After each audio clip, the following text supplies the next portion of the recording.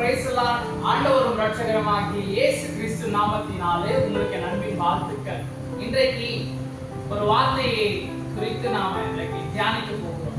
ஒரு சிறு ஸ்டோரி, சிறு கதை என்று கூட நீங்க நினைத்துக் கொள்ளலாம். ஏனென்றால் தேவன் ஒரு விஷயங்களை, ஒரு காரியங்களை ஏன் நம்ம விட்டு விளக்குறார், நம்ம விட்டு எடுக்கிறாரு. ஒரு காரியமா இருக்கலாம், ஒரு நபரா இருக்கலாம், யாரையும் நம்ம விட்டு ஏன் பிரித்து எடுக்கிறார் என்றால் அதுக்கு ஒரு காரணம் உண்டு.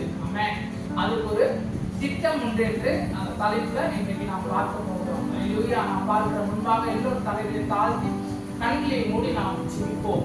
எங்கள் பரிசுத்தமும் மகாயிரக்கமும் கிருபை தயவு நிறைந்த நல்ல ஆவியானவரே, இந்த ஆசீர்வதிக்கப்பட்டதான அந்த மனமகிழ்ச்சியான காலை வேளைக்காக உங்களுக்கு நன்றியோடு துதிக்கிறோம், ஸ்தோத்திரிக்கிறோம்.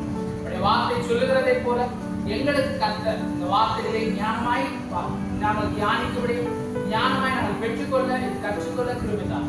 ஆண்டவரே, உடைய வார்த்தை திட்டத்தை நாங்கள் அறிந்து கொள்ள எங்களுக்கு உதவி செய்யும். பார்க்கிற ஒவ்வொருவர்களும் என்னென்ன தேவையோடு இதை பார்த்துக் கொண்டிருக்கிறார். அவர்களுக்கு கர்த்தர் நீ செவி கொடுத்து அவங்க வேண்டுதலை கர்த்தர் நிறைவாக்கி கொடுக்கும்படியா இறைவன் இயேசு நாமத்தில் ஜெபிக்க நல்ல பிதாவே, ஆமென், ஆமென். ஹல்லேலூயா, ஹல்லேலூயா. இயேசுவின் நாமத்தினால் உங்கள் யாவரையும் இந்த ஸ்டோரி மூலமாக, மோட்டிவேஷன் ஸ்பீக்கிங் மூலமாக உங்கள் யாவரையும் அன்பின் வாழ்த்துக்களாய் நான் வாழ்த்துகிறேன். இன்றைக்கு கர்த்தர் ஒரு வார்த்தை குறித்து நம்மோடு பேசுகிறார். ஒருவன் நம்மை விட்டு விலகுகிறார்கள் என்று நீங்க என்ன பண்ணக்கூடாது, கவலைப்படக்கூடாது. கர்த்தர் ஒரு திட்டத்தை வச்சிருக்கிறார். கர்த்தர் ஒரு செயலை நம்ம மூலியமா செய்ய விருப்பம் உள்ளவராக இருக்கிறார். கர்த்தருடைய வசனம் சொல்லுகிறது பாருங்க. ஒரு யோசேப்பை குறித்து நாம் பார்க்கிறோம்.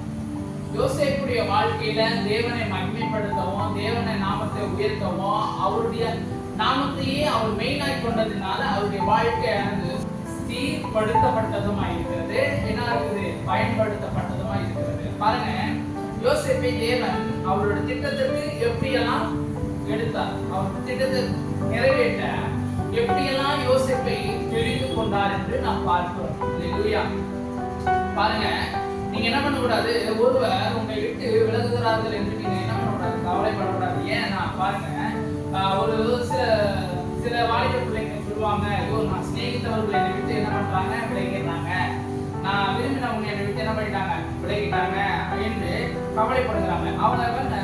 அவர்கள் விலகுகிற நோக்கம் தேவன் அவர்களை என்ன பண்றவங்களை விட்டு விலகுகிறார். ஏனென்றால் பாருங்க, துரோகம் செய்து விலகுகிறவர்களாகவும் இருக்கலாம், அல்லது ஏதோ ஒரு காரியங்கள் உங்களுக்கு பிடிக்காம செய்து அந்த விலகுகிறவர்களா இருக்கலாம். ஆனா கர்த்தர் சொல்லுகிற அந்த விலகி போகிறதுக்கு ஒரு நோக்கம் உண்டு. ஆமென்.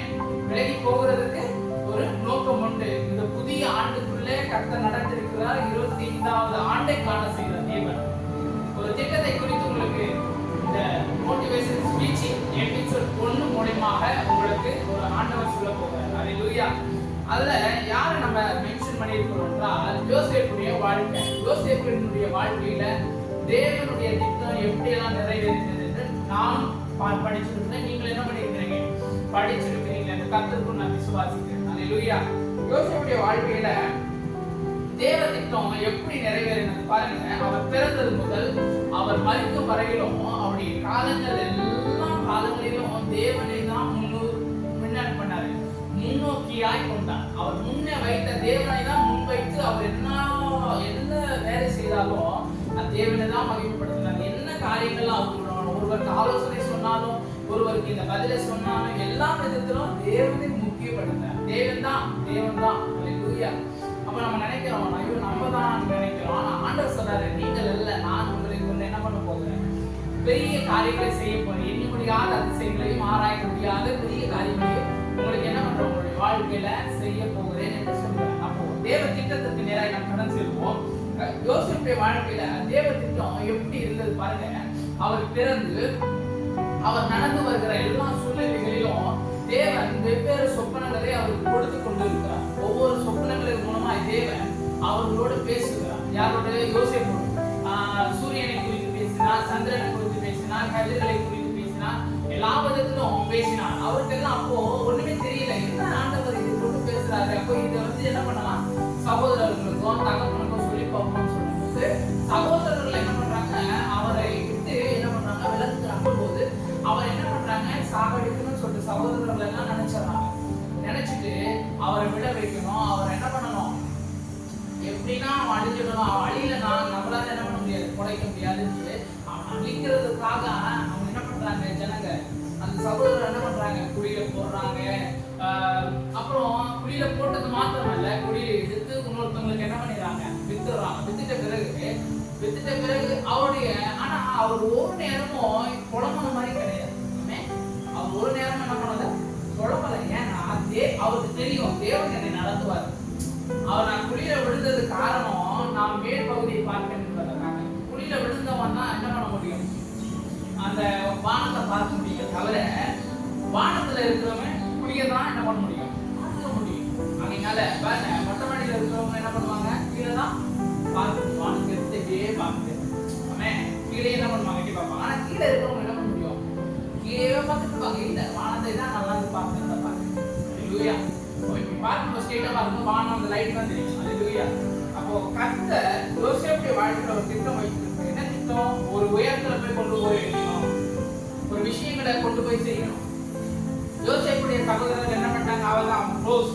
இனி அவனுடைய சொப்பனங்கள் எப்படி நிறைவாகும், எப்படி நடக்கும். ஏன்னா அவங்க என்ன பண்ணல, அவர் இல்லையே இதுக்கு மேல என்ன நடக்கும் அப்படின்னு சொல்லிட்டு சகோதரர்கள்லாம் நினைச்சிருக்கிற பொழுது அதுதான் ஆண்டவர் சொன்னார் பாருங்க, உன் நினைவுகள் அல்ல. அப்போ சகோதரர்கள் வைத்திருந்த பிளானிங் வேற, ஆனா ஆண்டவர் வைத்திருந்த பிளானிங் வேற. ஏன்னா ஆண்டவருடைய பிளானிங் என்ன, ஒரு உயர்வான ஸ்தலங்களில் இந்த மகன் என்ன பண்ண கொண்டு போய் வைக்கணும்.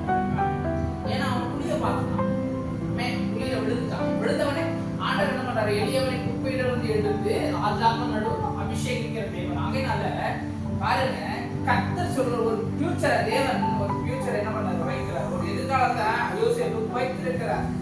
அதை நோக்கி தான் செல்லுறோம். ஆனா எல்லாருக்குமே அந்த நோக்கம் இருக்குது. ஆனா நிறைய பேர் நினைக்கிறோம், இவங்க விலகிட்டோம்னா நம்ம என்ன பண்ணி நம்ம பறிச்சுக்கிறோமே, நம்ம இறந்து போயிடணும்னு நினைப்போம். ஆனா ஆண்டவர் சொல்றாரு, இறக்கிறதுக்காக பிறக்கல, நீ இறந்து போகிறதுக்காக பிறக்கல, நீ எதற்காக பிறக்க, இறைவனுக்காக படைக்கப்பட்டவன். இறைவனுக்காக, தேவனுக்காக, நம்ம தேவனுக்காக நீங்கள் பிறக்கப்பட்டவர்களாய் பிரிக்கப்பட்டவர்களாய் இருக்கீங்க.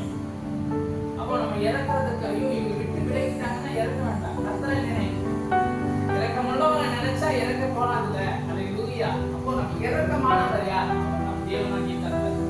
அப்போ யோசேப்புடைய வாழ்க்கையில கர்த்தர் ஒரு திட்டத்தை வைத்தார், ஒரு நம்பிக்கையான ஒரு காட்சியை காண்பித்தார். அதே போல அவர் எப்படி சொன்னாரோ, அவர் கட்டு மாத்திரம் கட்டு என்னாச்சு, நின்றுருந்தது. தன்னுடைய சகோதரர்களுக்கு கட்டெல்லாம் என்னாச்சு, தலை குனிஞ்சிருந்தது. அதே போல அவர் ஒரு ராஜா பொசிஷன்ல உட்கார்ந்து இருக்கிற பொழுது எல்லோருடைய சகோதரர்களுடைய தலைகளும் என்ன ஆயிடுச்சு, வணங்கினது என்று வேதம் சொல்லுவோம். ஹalleluya. அப்போ ஐயோ சகோதரர்கள் மாத்திரம் வணங்கினாங்க, இல்லையே யாரும் வணங்கினாங்க. அப்பனும் வந்து அந்த ராஜாவுக்குரிய ஸ்தானத்தை கொடுத்தார். ஹalleluya. அந்த ராஜாவுக்கான மரியாதை என்ன பண்ணாரு, தலை வணங்கி அவரை வணங்கி கொண்டார். அப்போ போடலாம் அந்த சொப்பனங்கள், தேவன் நமக்கு ஒரு சொப்பனங்களை கொடுத்திருப்பார். ராஜாக்களாக தேவன் அபிஷேகிக்கும்படி, ஒரு ஊழியம் செய்யும்படி, ஒரு ஊழியக்காரனாய் உங்களை வெளியே காட்டும்படி உங்களுக்கு ஒரு அபிஷேகத்தை கொடுத்திருப்பார். ஆனா நம்ம நினைக்கிறோம், ஆண்டவரே இதுதான் முடிவுன்னு நினைக்கிறோம். ஆனா ஆண்டவர் சொல்றாரு, இது முடிவல்ல, இதுதான் உனக்கு ஆரம்பமா இருக்கு. ஆமென். ஆபிரகாமுடைய வாழ்க்கையில இதுதான் முடிவுன்னு நினைச்சாங்க. ஆனா ஆண்டவர் என்ன பண்றாரு, தொடக்கத்தை கொடுத்தார். யோசேப்புடைய வாழ்க்கையில நான் சொல்றேன், யோசேப்புடைய வாழ்க்கையில எப்படி ஆண்டவர் எப்படி தொடக்கத்தை கொடுத்தாரு. குழியில விழுந்துட்டாங்க, பாம்பு இருக்குதோ ஏதோ இருக்குதோ, அவன் செத்து விடுவான்னு நினைச்ச பொழுது உடனே அவங்களுக்கு ஆலோசனை வருது. வேற ஆலோசனை தேவன் என்ன பண்றாரு, கொடுக்கிறாரு. எதற்காக கொடுக்கிறாருன்னா அவருடைய திட்டத்தை நிறைவேற்றும்படி. அவர் மறந்துடாதபடி, மறக்கிறவர் அல்ல. மறந்துடாதபடி அவர் என்ன பண்றாரு, இந்த குழியிலிருந்து எடுத்துட்டு நம்ம எப்படியோ அவனை என்ன பண்ணணும், முடிச்சிடணும், எங்கேயும் கொடுத்துடணும். அவ்வளவுதானே நம்முடைய கடமை, அவனை முடிக்கணும். அப்போதான் நம்ம மரியாதை வாழ முடியும் அப்படின்னு நினைக்கிறோம். ஆனா அவங்க நினைச்ச அந்த நினைவுகளை கர்த்தர் அறிந்து அந்த நினைவுகளை மாற்றினா. அப்போ மாற்றி பாருங்க, அந்த குழியில இருக்கிறவங்க எங்க கொடுத்தா என்ன, எங்க போனா என்ன, போனா போடுறோம், வாழல எங்க போனாலும் அவன் வாழதான் போறான். ஆகையினால நீங்க கொடுத்துருங்க அப்படின்னு சொல்லிட்டு அந்த ஒரு திட்டத்தை, அந்த ஒரு நினைவை கர்த்தர் என்ன பண்றாரு, அவங்களுக்கு கொடுத்தாரு. ஏன்னா அவன் அழிஞ்சிட கூடாது என்பதற்காக. ஹalleluya. அவருடைய வாழ்க்கையில அவங்க அழியக்கூடாது என்பதற்காக ஒரு திட்டத்தை அவங்க சகோதரர்களுக்கு கொடுத்திருக்கிறாரு, ஜனங்களுக்கு கொடுத்திருக்கிறாரு. கொடுத்துட்டு அவர் என்ன பண்ணார், சொல்லிலிருந்து எடுத்துட்டு காசு என்ன பண்ணிட்டாங்க, போட்டா போதும்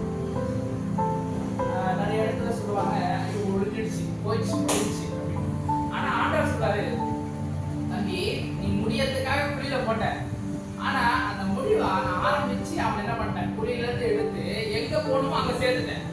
அந்த ஜனங்க எங்க போறாங்க, எங்க போகணுமோ அங்க நான் என்ன பண்ணிட்டேன், சேர்த்துட்டேன். இதுக்கு மேல இந்த திட்டம் நிறைவேறிடும் என்று தேவன் அந்த திட்டத்தை என்ன பண்றாரு, அவருடைய வாழ்க்கையில நிறைவேற்றுகிறார். அல்லேலூயா.